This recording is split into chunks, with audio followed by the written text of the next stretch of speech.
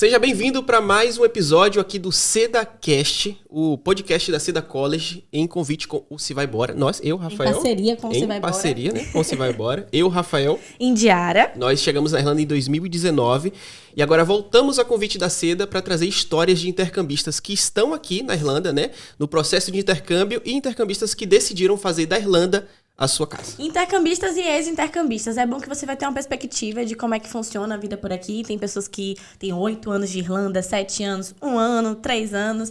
Então é bom para você ter uma ideia de como é que você vai fazer o seu planejamento. E se você ainda não pediu o seu orçamento de intercâmbio aqui com a Seda, tem um link aqui na descrição que você pode pedir o orçamento.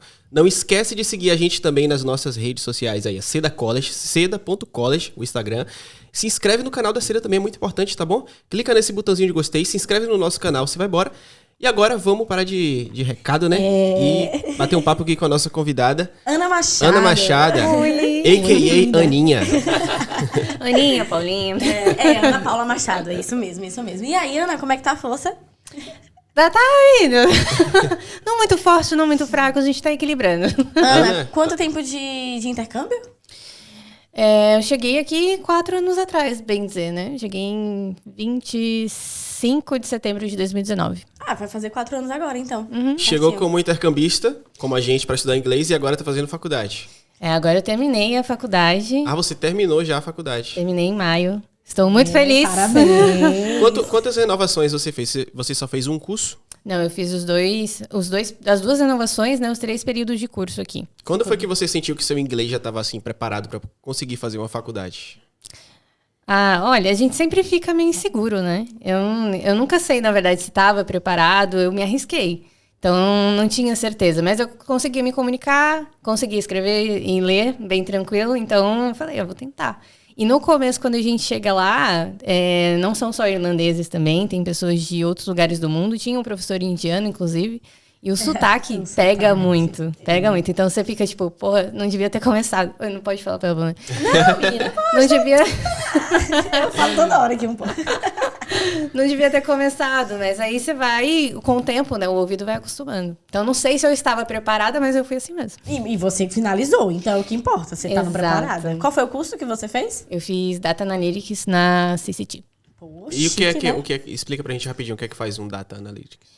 E na tradução é análise de dados. Sim. E você trabalha desde a programação até a análise em si do que o dado está representando para você, né? Então, falando mais claramente, os dados são um registro de informação, os fatos do que aconteceram na empresa, na venda, no processo, etc. Tudo registrado dentro de algum servidor.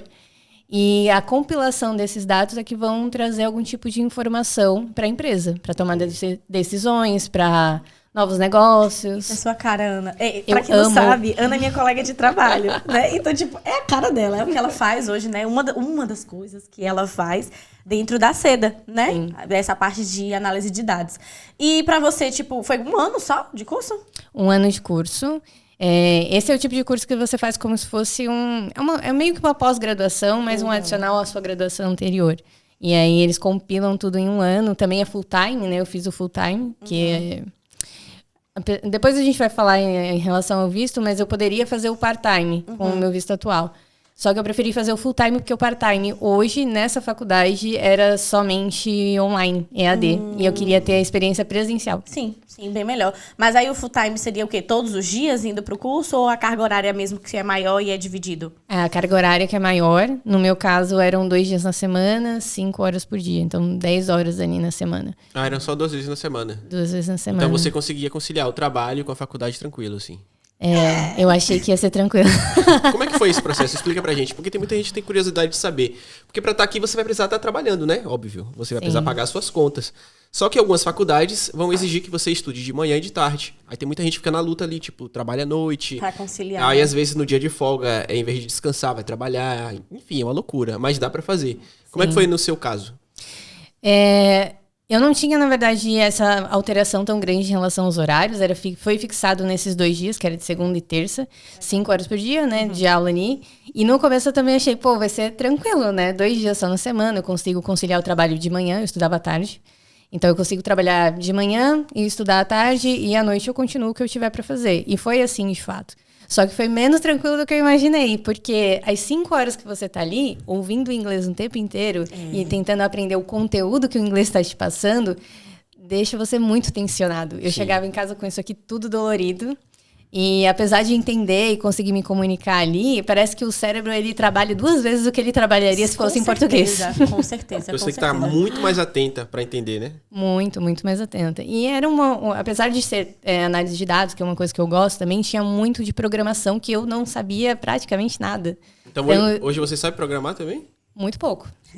Eu sei os conceitos, eu sei o que eu tenho que fazer, mas eu precisava aprofundar um pouco mais também nisso, porque o curso em si, ele não ensina a disciplina de programação. É esperado que você já saiba uma base ali. Ah, que bacana. Então, eu fui meio que na loucura mesmo. Então, para quem é programador, essa pós-graduação seria bacana? Seria, a gente tinha na sala, tinha bastante gente de TI ali, programador, desenvolvedor. Tinha diversas áreas, né? Eu de marketing ali, tinha pessoas que vieram, sei lá, de um RH, de psicologia e queriam se aventurar ali também e conseguiram conciliar. E como foi o processo para ingressar na faculdade? Foi ok? Você precisou fazer prova de, tipo, IELTS, alguma coisa do tipo? Não, na verdade, eu não lembro como que eles aprovaram o meu inglês, acho que tinha uma prova deles, isso, foi uma prova deles mesmos, quando eu fiz a inscrição lá para matrícula, né, eles abrem a prova para você faz junto com a pessoa, foi online, mas ela fica ali olhando para você, para ver se você não tá roubando, né, ou acessando alguma coisa na internet. E depois disso você faz a entrevista também com eles. Então tem uma entrevista para análise de currículo, porque como eu falei, é como se fosse uma pós-graduação. Então, como é um ano também, é focado em análise de dados, eles precisam ver se o que você tem de histórico, tanto em relação a trabalho, quanto a faculdade, mesmo que você tiver feito, no meu caso eu tinha feito faculdade no Brasil, se fazia sentido ali. Então tem uma entrevista, eles vão comparando os currículos, eles pedem alguns documentos para você, e depois que você tem a prova lá do inglês, que o idioma foi aprovado também, você pode iniciar e fazer o pagamento. Então vamos por parte, no caso. Primeiro você precisou fazer uma prova para entrar comprovando que você estava no nível de inglês aceitável para fazer, não é isso? Isso. Depois disso você faz a entrevista. Isso. Essa entrevista, como é que funciona essa entrevista? No caso dessa faculdade, foi presencialmente, direto com o admissions lá, né, que é a pessoa que vai analisar de fato quem é você, né, o seu histórico curricular de estudos. E ele vai te fazendo algumas perguntas, ele analisa também os documentos que você entrega e ele te dá a resposta, eu não lembro com certeza, mas se eu não me engano, 1 semana depois. Ah, entendi. Então, se você for aprovado ou reprovado, ele vai te falar. Você foi aprovada de primeira, Ana? Sim. Porque eu perguntei isso porque eu vejo algumas pessoas que passaram por esse processo e não foi aprovado de primeira, mas você tem a possibilidade de ir tentando, né? Se você já tem essa ideia, olha, depois do curso de inglês eu quero fazer faculdade, já vai investindo nesse inglês com força. Sim. Pra você, porque eu acho que quando a gente recebe um não, eu não passei, acho que vai batendo uma... Ai, meu Deus, será que eu não vou conseguir? Que bom que você passou de primeira. E assim, antes de entrar na outra pergunta, eu queria saber o investimento. A gente falou de investimento. Boa, a gente se você paga para poder fazer essa prova. Não paguei. Você só paga depois que você entra. Só depois que você entra. Entendi. E a diferença, né? Eu acho que não lembro se já foi falado isso em algum momento aqui também, em algum outro podcast. Mas a faculdade você paga ela integral antes de você começar o ano integral, né? Então paga a grana você já soma tudo ali no começo. Ana? Esse curso não foi tão caro, tem mais caros. Inclusive a gente viu aqui também, né? Sim. Mas esse eu paguei 5.900. Ah. E você, no caso, ganha um visto para estar aqui de estudante ou aquele visto 1G? É o visto de estudante. Depois que você conclui esse curso, você pode aplicar para um 1G. Ah, perfeito, então. Ele dá o visto de estudante mesmo, o Stamp 2. Que é naquele mesmo esquema. Acho que o 1G são 6 meses ou 1 ano para poder buscar trabalho? É 1 ano, 12 meses. 1 ano. Eu fiquei bolado com isso aí, porque eu tô estudando programação atualmente. Quer dizer, eu dei uma pausa, né, por causa de alguns projetos, mas eu tô estudando. De repente poderia ser uma pós-graduação pra gente vir pra cá, né, amor? A gente discute isso depois. Calma, Rafael. A gente vai trocar figurinhas. Vamos. 5.900, boa. E Ana, hoje você já tá meio que atuando, né? Você tá pegando o que você aprendeu na faculdade e aplicando também no seu trabalho atual. Em partes. Como eu falei, né? Nessa faculdade a gente trabalhava muito programação. Muito pegar o dado cru mesmo ali, trabalhar em cima dele. Deixa eu explicar isso. Os dados, quando eles vêm de um sistema, de um servidor, ele vem muito bagunçado. Então, você precisa deixar ele meio que padronizado, ou limpo, né, como falo, para que você consiga trabalhar em cima de análise, fazer cruzamento de informações ali, aliás, dos dados para gerar informação. Então, a gente trabalhava muito essa parte de programação e hoje eu não faço isso aqui. Mas a parte analítica de olhar e cruzar as informações ali para tirar algum insight, isso sim, eu faço aqui. Já fazia antes também da faculdade. Sim. E hoje você tá com visto de trabalho. Sim. Ah, parabéns, gata. Muito obrigada. Dá um resuminho como é que funciona esse processo para aplicar pro visto de trabalho, só pra galera que vem com essa expectativa, eu quero atuar na minha área e tal. Eu acho que é um grande sonho, né? Sim. Quando você vem, você inicia ali, aí talvez você trabalhou direto na sua área ou você fez outros trabalhos quando chegou aqui?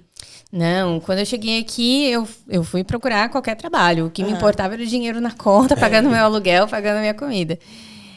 Eu logo consegui para trabalhar num, como é que chama? Deli, que era para trabalhar como staff, né? E eu recusei esse porque eu tinha que trocar o horário da escola. Na sequência, compartilhando com o pessoal da sala, que é muito importante isso, fazer networking, tá? Exatamente. Compartilhando com o pessoal da sala, uma menina me indicou para uma vaga de cleaner em Dundrum, no shopping de Dundrum, na loja da Zara. E era um cleaner muito de boinha, cara. Eu passava o mop na loja inteira, tirava as caixas de papelão e passava o mop também nos vestiários. Era isso. 2 horinhas ali. Com 2 semanas de trabalho, eu já tinha pagado meu aluguel, tinha sobrado para comprar minha comida e ficava muito tranquilo. E também eram outros tempos, né? 2019 as coisas eram um pouco mais baratas. Sim. E aí o processo para aplicar o visto? Foi demorado? O investimento é alto? Como é que funciona? Aplicaram pelo meu visto, pro meu visto aqui na Seda. Eu já estava trabalhando aqui, agora eu tô com 3 anos e meio aqui trabalhando, né? E existem 2 formas de você aplicar para o visto de trabalho, que é o General Skills e o Critical Skills. O meu caso era General Skills por conta do meu curso no Brasil. Porque, assim, marketing é Critical Skills aqui, mas o meu curso aqui não tinha o level necessário para você aplicar como Critical. Você cursou marketing mesmo no Brasil? Marketing. Só que era um curso menor, né? O que é chamado de tecnólogo lá. Ah, entendi. Que é uma graduação, mas é uma graduação mais curta. Sim. E aqui, o tecnólogo, ele é level 6. E você precisa de um level 8 para você poder aplicar como Critical Skills. Entendi. Então, no meu caso, foi General Skills e aí muda um pouquinho o processo. Sobre o meu caso, a empresa ela precisa aplicar essa vaga publicamente. Se ninguém do país aplicar para essa vaga, né, como se recrutar para essa vaga ali, aí eles podem pegar alguém que é da própria empresa, que já está trabalhando ali, e aplicar para o visto. E foi assim que rolou comigo. A vaga ela precisa ficar publicada, se eu não me engano, de 30 a 60 dias. Depois desse período, eles podem seguir com o processo de aplicação para o empregado. Porque a prioridade é para quem é daqui, né? Tipo, para essa vaga, no caso, né? Sim, General Skills é como se, na verdade, você não precisasse ter uma pessoa com visto, né? Você não precisa aplicar para um visto, então eles deixam aberto. Critical Skills é uma demanda que o país ele precisa muito e tem pouca mão de obra. O General não. Então eles deixam em aberto para todo mundo aplicar e se ninguém da nacionalidade, né, do país aqui aplicar, aí você pode escolher uma pessoa de um outro país. E o pessoal com certeza vai se perguntar, e quais são essas áreas e tal? Aconselho a dar um Google assim, tipo, coloca assim, General Skills in Ireland, bota em inglês. Aí vai sair, você vai ter acesso a uma lista de profissões lá, tipo programador, engenheiros em algumas áreas, em que você pode fazer isso. General Skills e Critical Skills. Geralmente programador, engenheiro já vai para Critical Skills. Exato. E até um conselho que eu dou, se você ainda não fez faculdade, procurar uma dessas áreas e mirar em uma dessas áreas. Porque tem muita gente que é formada no Brasil, por exemplo, como eu, Indy, jornalista. O jornalista, ele não é Critical Skills, então a gente teria menos chances aqui. Você vem estudar aqui, você vai estudar o quê que possa agregar para o país? Porque o país ele precisa de pessoas para agregar. E aqui o mercado de trabalho ele é muito aquecido, principalmente nessas áreas. Então é muito importante, caso você ainda não tenha uma área, caso você vá mudar de área, e você queira mudar para a Europa e vir para a Irlanda, você dá uma pesquisada aí nos Critical Skills. E, inclusive, quem tá no Brasil, assim, talvez, 20 anos, 18, 20 anos, faça intercâmbio ou faça faculdade? Eu indicaria intercâmbio primeiro. Intercâmbio primeiro. Aprende inglês, abre as possibilidades e aí depois faz faculdade. Porque eu acho que a gente decide muito cedo o que é que a gente vai ter pro resto da vida como profissão. Não necessariamente o resto da vida, mas quando a gente escolhe uma profissão no Brasil, às vezes passa 4, 5 anos estudando, a gente vai com um plano de que seja a nossa carreira na vida. Sim. Então, acho que intercâmbio primeiro. O que é que você acha, Ana? Eu não sei. Eu acho que é uma opção. Eu acho que vai depender muito da pessoa, mas eu acho que é uma opção também fazer o intercâmbio primeiro, porque se você é muito novo, você tem condição de fazer o intercâmbio ali na frente, você vai conhecer um universo, cara. Sair da tua bolha ali, ela te desperta várias perspectivas diferentes, assim, sabe? Então, eu acho interessante, sim, até pra vislumbrar outros caminhos possíveis, né? Sim, sim. E às vezes até, de repente, sei lá, fazer algum curso, não necessariamente uma faculdade, vai depender muito da escolha de cada um, né? No seu caso, você já queria fazer essa pós-graduação? Sim. Já veio do Brasil já com isso em mente? Não de fazer aqui, mas no Brasil eu já procurava Você já fazer. sabia, né? Já Porque queria... Porque tem muita gente que vem e muda os planos, né? Tipo, por exemplo, eu e Indy, como eu falei, a gente é jornalista. Nossa meta era fazer um mestrado na área de comunicação ou de marketing e voltar para o Brasil. Ou então trabalhar aqui. Mas depois a gente mudou o plano. Não quero mais ficar nessa área. Eu quero estudar, sei lá, programação, sabe? Sim. Muita gente vem para cá e muda. Eu já tô namorando a ideia de fazer um mestrado em tradução. Não tem nada a ver, né? Porque a gente se adequa às necessidades do país se a gente quiser ter mais oportunidades, né? Sim. Eu, na verdade, eu vim pra cá com aquele velho caso, né? O intercambista que saiu de casa pra voltar em 8 meses e nunca mais voltou. Até o que é que te trouxe pra Irlanda? Intercâmbio. Eu sempre sonhei desde menina, assim, criança, em viajar o mundo, conhecer, estudar fora. Sempre quis. E como é que você chegou no destino Irlanda? Porque eu acho que quando a gente tá no Brasil... Agora acho que tá mais popular Irlanda, né? As pessoas já vão buscar, mas acho que há 4 anos nem tanto. Não, eu conheci uma amiga que já tinha vindo pra cá em 2017, a Mari, e eu acompanhei quando ela veio pra cá também, porque ela veio porque a irmã dela veio, então eu vi algumas coisas sobre a Irlanda a partir dela. Mas até então, o meu sonho de fazer intercâmbio era no Canadá. Todo mundo tem esse sonho. Canadá, Estados Unidos. Canadá, depois eu mudei para os Estados Unidos, eu comecei a procurar estudar para a prova do IELTS para tentar aplicar para uma faculdade nos Estados Unidos, e depois voltou à Irlanda no meio do meu caminho. Por que você não foi para o Canadá nem Estados Unidos? É muito caro, o investimento é muito maior. Para o Canadá, para você ir estudar inglês, você tem que ir com dinheiro já para bancar tudo, a sua estadia, alimentação, porque você não pode trabalhar lá. E se você for fazer um curso que não seja inglês, né? Você vai estudar, sei lá, um curso técnico ou um curso superior, é uma grana muito alta para você levar do Brasil, já no começo. Aí você pode trabalhar num curso técnico ou superior, mas ainda assim, a comprovação, todo o processo, tem que aplicar visto antes, é muito mais... menos fácil do que para a Irlanda. Não é mais complicado, mas é menos fácil. Tem que ter uma preparação maior. Agora, assim, eu vou formular uma ideia aqui. Você queria ir para o Canadá ou os Estados Unidos. Você não foi na época porque era caro. Você acredita que com a experiência que você adquiriu aqui hoje, na Irlanda, com esse curso que você tem, seria mais fácil você conseguir um emprego lá no Canadá ou nos Estados Unidos agora do que você está no Brasil? Eu acredito que sim. É muito... Nem só isso, tá? Depois que você faz o intercâmbio aqui, é muito mais fácil você até ir estudar em algum desses outros países também. Porque o seu inglês ele já vai ter melhorado muito, você já conseguiu trabalhar, levantar uma grana, você ganha em euro aqui, né? Então, o euro, ele é uma moeda mais forte do que a moeda do Canadá, do que o dólar. Aí, se bem que eu tô em dúvida, acho que fica equiparado ali, né? Mas é muito mais fácil de você conseguir levantar a grana para estudar nesses lugares. E depois que você tem uma graduação aqui também... Com certeza é mais fácil de você conseguir um trabalho em outro país. E uma experiência de trabalho também, né? Que você tem. Que você já sabe como é que funciona a dinâmica do LinkedIn e tal. Então, para muita gente que tem vontade de ir pro Canadá, pra Austrália, para outros lugares, mas não tem grana para investir para esses lugares, aqui seria uma excelente porta de entrada. A gente já viu muitos casos, né, amor? De pessoas que fizeram isso e tão bem hoje. Inclusive, conhecemos pessoas até que, queriam muito ir pro Canadá, mas de repente mudaram e foram, sei lá, pra Noruega. Mas começaram aqui porque a Irlanda é um país que eu acho um país mãe, assim, para um imigrante. É um país muito próspero. Eu acho que como porta de entrada não tem erro. Eu sei que às vezes a gente se assusta um pouco, né, com os relatos, Facebook, a gente fica ansioso. E a ideia dessa edição é justamente atualizar. Ainda vale a pena? Porque sempre me perguntam isso. Ainda vale a pena e tal. E como a gente não tá aqui, a galera fica perguntando como se assim, eles foram embora e a Irlanda não vale mais a pena. Gente, como porta de entrada, aprender inglês, fazer dinheiro, experiência, aprender a se virar de verdade... Irlanda. Depois disso, eu falo sempre, depois da experiência na Irlanda, me joga em qualquer lugar do mundo que eu vou me virar. E eu fico chateado, assim, quando eu vejo em alguns grupos as pessoas falando mal daqui. E a ideia também do podcast era falar sobre isso, sobre aproveitar as oportunidades. Sim. Pô, você já tá na Europa, você já tá, falando inglês. Tem muita gente que volta sem falar inglês, mas é problema de cada um, né? Choices. Se você vem pra cá com planejamento, eu quero fazer o quê? O que é que eu quero do meu futuro?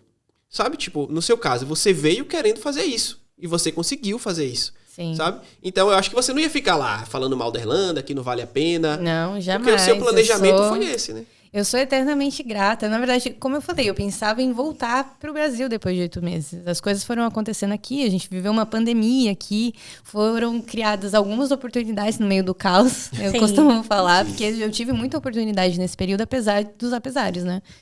E eu fui ficando, e a faculdade, ela era um objetivo que eu tinha mesmo no Brasil, mas aí, conforme eu já estava aqui, eu já tinha aplicado para o visto de trabalho, já estava com visto de trabalho, mas eu ainda tinha vontade de aprender. Eu preciso, sabe, tá desenvolvendo alguma coisa também. E mesmo assim, no meio dessa atribulação, eu fui para a faculdade, fiquei lá, fiz o ano, agora concluí. Você é de São Paulo, né, Ana? São Paulo. São Paulo, capital mesmo? Isso. Você já veio com o inglês já encaminhado? Já. Inglês, já veio com a base? Eu já tinha estudado, eu estudei lá numa escola de inglês por 1 ano e meio. Ah, isso é bom, ajuda. Ana, você já tem 4 anos aqui, praticamente.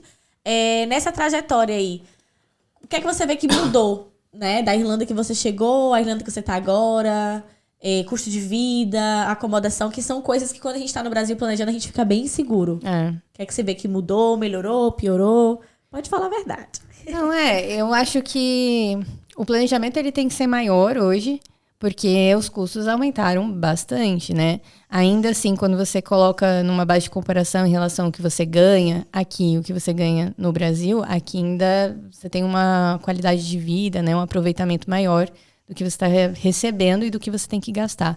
Mas custo de vida, acomodação hoje é muito caro, É mais difícil, eu acho, encontrar uma acomodação, assim. Se bem que de uns meses para cá tem melhorado um pouco também, mas ainda assim, em comparação a 2019 e agora, me parece que tem muito mais pessoas no país também, principalmente depois que reabriu, né, depois da pandemia ali. Então, tinha muita gente que queria vir para cá em 2020, 2021, 2022, até aí foi adiando. E uma galera chegou de uma vez aqui. Então, parece que dá aquela sensação de que tá muito lotado. Só que, no geral, eu ainda sinto que vale a pena. Sim. Eu ainda acho que é uma boa oportunidade. E a gente falou da parte boa, né? É incrível e tal. Mas vamos entrar nessa parte também, a parte negativa, né? Porque nem tudo são flores, né? O que é que você não gosta aqui na Irlanda? Não, só não vale falar do clima. Eita. Não é o clima, mas tem a ver... Não é o clima de verdade? Ou é porque é o Rafael? Porque esse ano, inclusive, né, o verão prometeu tudo e não entregou nada. Flopadíssimo. Não, o que eu acho que eu menos gosto aqui é a escuridão no inverno. Durante o inverno, a gente tem poucas horas de luz do dia, né? E aí, nos primeiros anos, eu achava isso muito legal. Eu falava, nossa, que diferente, né? Mas do último ano pra cá, eu já não gostei tanto. Já acho que é uma coisa meio depressiva, assim. É verdade. E tem fica que estar com a cabeça assim, boa. Né?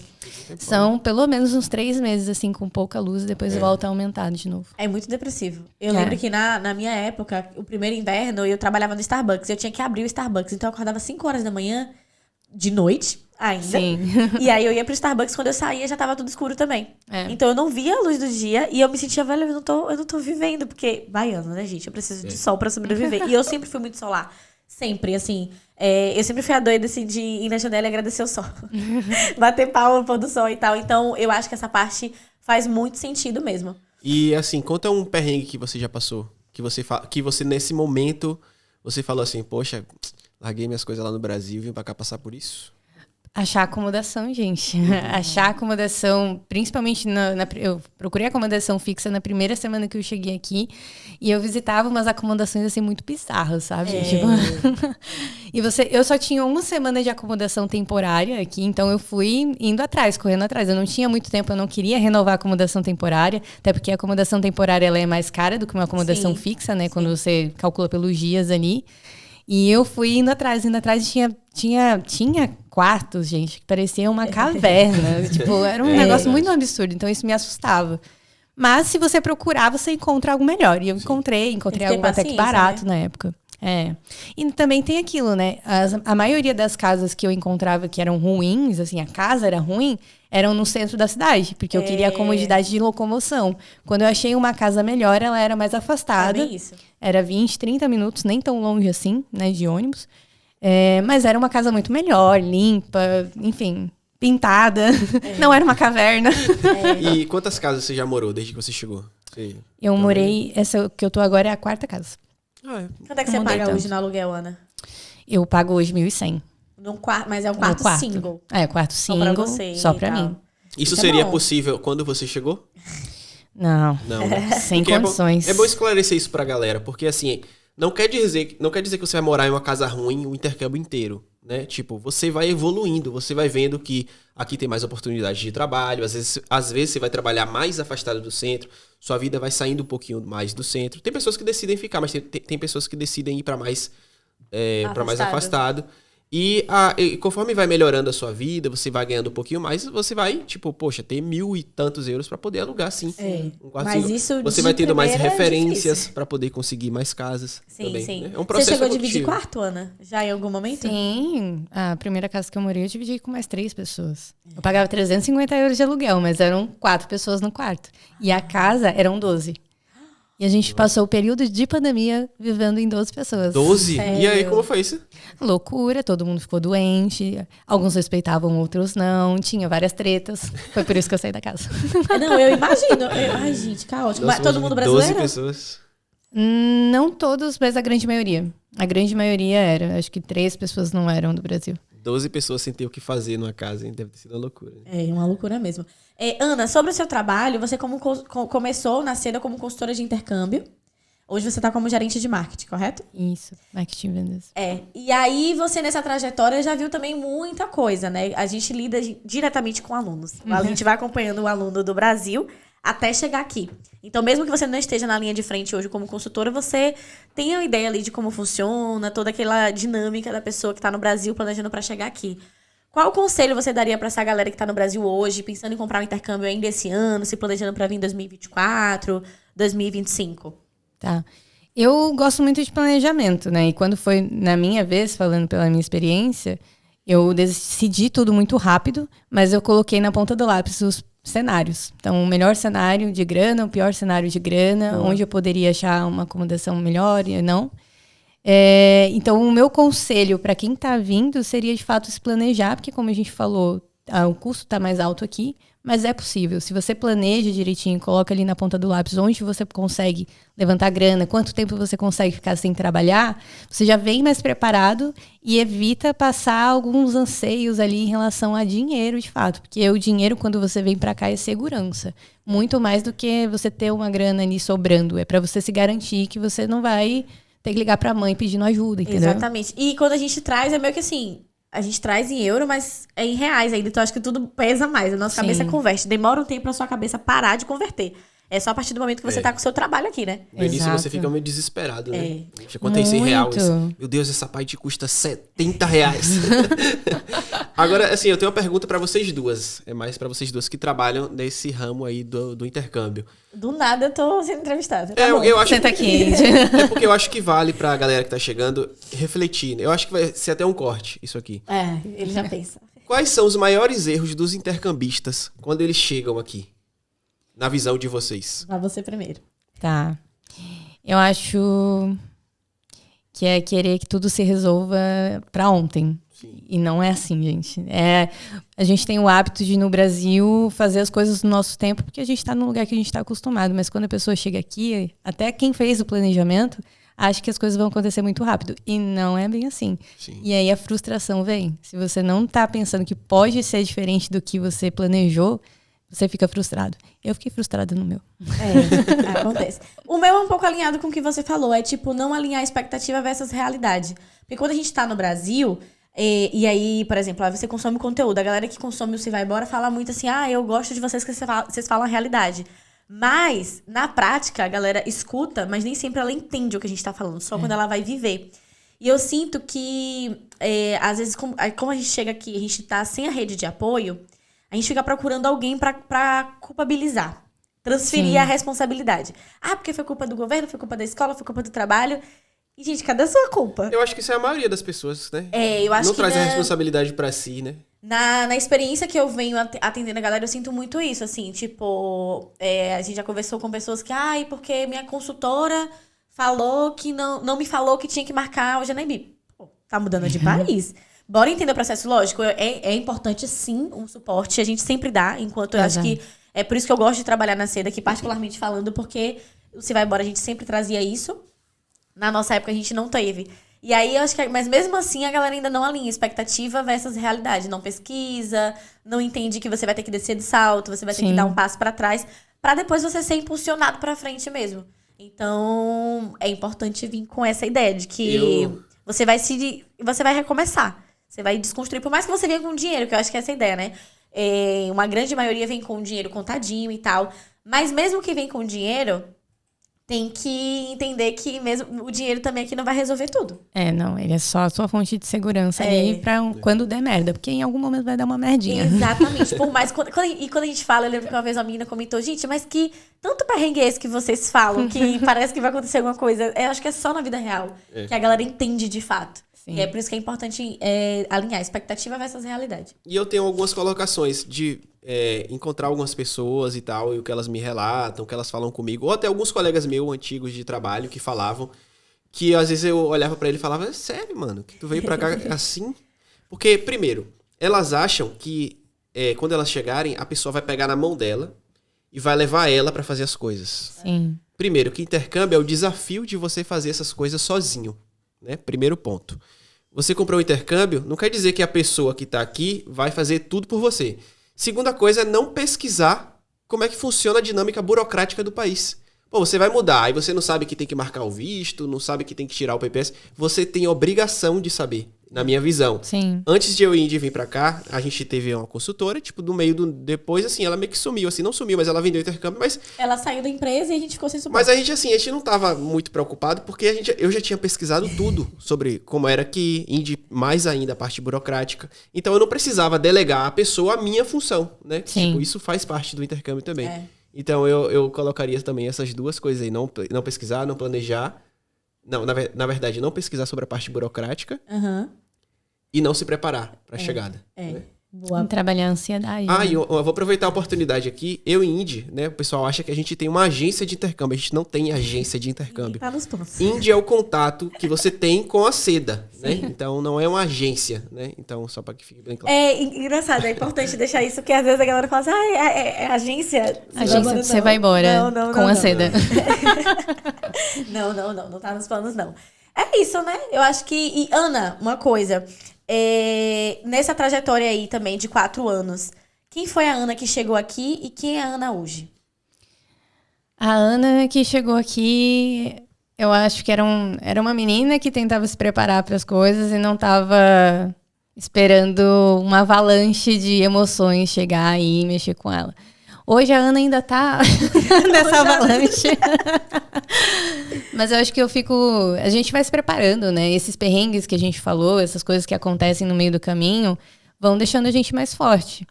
E hoje eu me sinto um pouco mais forte do que eu era 4 anos atrás. Você amadureceu muito, né? Você trintou na Irlanda. Ai, nem fala. Vamos deixar isso para o próximo episódio. Para de falar essa palavra. Deixa eu falar uma coisinha. Vale. Uma coisa que me ajudou muito também em relação à faculdade, vocês perguntaram até quando que você se sentiu preparada em relação ao inglês e tal. Como eu falei, eu não teve um momento que eu me senti preparada, mas aqui na Seda eu fiz o curso de Business English. Muito bom. E a metodologia deles, na época também, era de ter aprendizado por conteúdo. Né? Então você aprende o inglês quase como consequência, só que o foco do seu aprendizado não é o inglês, é o conteúdo em si. Então a gente aprendia sobre negócios, sobre gerenciamento, sobre a fundação da Europa. Eu nunca gostei tanto de história quanto eu gostei naquela época, porque era muito legal ver.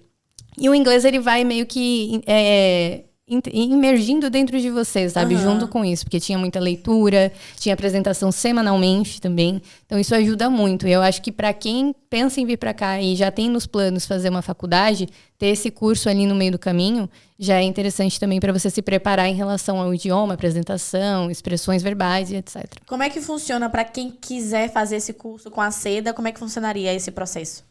Tá, a pessoa que vai aplicar para o Business English, ela precisa ter um inglês a partir do Upper Intermediate, que é o acima do intermediário ali, e antes do avançado também. Se tiver Upper Intermediate ou avançado, né, Advanced, já consegue ingressar para esse curso. E quando estiver fechando, fechando a data ali de induction, etc., precisa informar o consultor para que seja alocado na turma correta.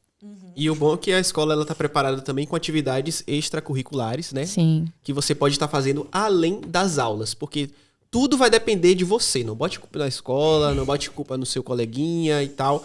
Porque se você quiser e você puder, você já tá na Europa, você tem que aproveitar essas oportunidades. Tem o Seda Jobs Club também, né? Pro pessoal que já quer chegar, tá agoniado ali com o trabalho e tal, que quiser ter um direcionamento, enfim. Tem vários mecanismos que a escola criou para você se inserir aqui na cultura, no mercado de trabalho, Sim. né? Sim. É bem bacana. O método hoje do Business English, ele tem também uma prova a cada 3 meses, se eu não me engano. E aí é o custo dessa prova que é diferente em relação ao curso normal. É a única coisa que você paga a mais. Mas é bem bacana também porque você vai testando ali o que você evoluiu, como que você evoluiu, você ganha certificado dessa prova também. É o curso que eu acho mais interessante aqui, gente. Quanto tempo de duração, Ana? Ele é por módulos e cada módulo tem duração de 3 meses. E aí, quando a pessoa compra o curso, se ela pegou 3 meses, depois ela vai ser alocada pro General English. Ela volta pro General English ou ela pode tentar renovar ali dentro da turma. É bem bacana esse projeto. É isso, né, amor? E a sua reta final, as perguntas?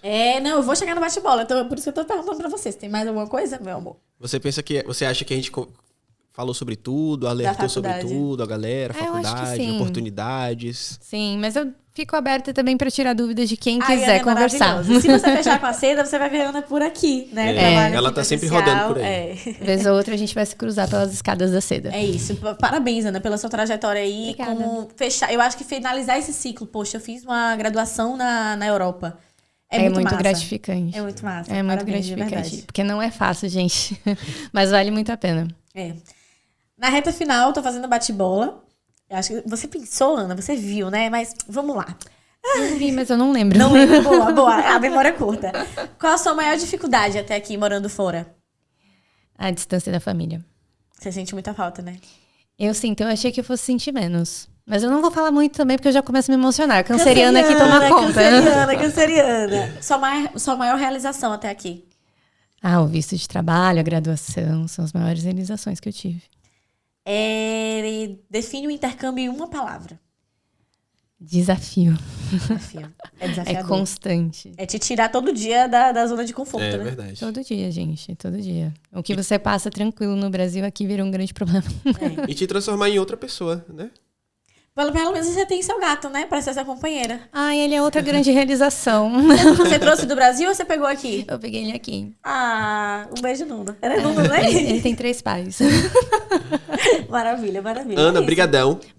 Antes da entrevista, ela não queria dar entrevista, tá? A gente ficou falando, não, pô, vamos sim dar entrevista. Porque a sua história inspira outras pessoas que têm vontade de vir pra cá e aproveitar essas oportunidades e tal. E com certeza, sei lá, se 10, 15, 20 pessoas forem impactadas, ou até uma só, a gente já fica muito feliz. Porque essa é a nossa ideia, desde que a gente começou a gravar o primeiro vídeo do Se Vai Bora, era impactar pessoas que tivessem na mesma realidade da gente, ou em realidades parecidas. Sim. E entender que sair do Brasil pode sim te dar muitas oportunidades para você mudar de vida. Né? Deixa aqui nos comentários se você tem a ideia de fazer faculdade aqui na Irlanda. #quero fazer faculdade na Irlanda. Só pra gente saber, só pra gente ter uma ideia. E se você quiser ver a Ana de novo aqui, já chama ela, tá? Cobra a Ana, venha de novo falar mais sobre isso. Porque é muito importante a galera saber que, além de estudar inglês, você também pode vir fazer a faculdade aqui. Se chegou até essa parte e ainda não está inscrito no canal, faz um exercício muito importante agora. Vou até falar perto do microfone, ó. Clica nesse botãozinho de gostei, se inscreve no canal da Seda se você ainda não está inscrito.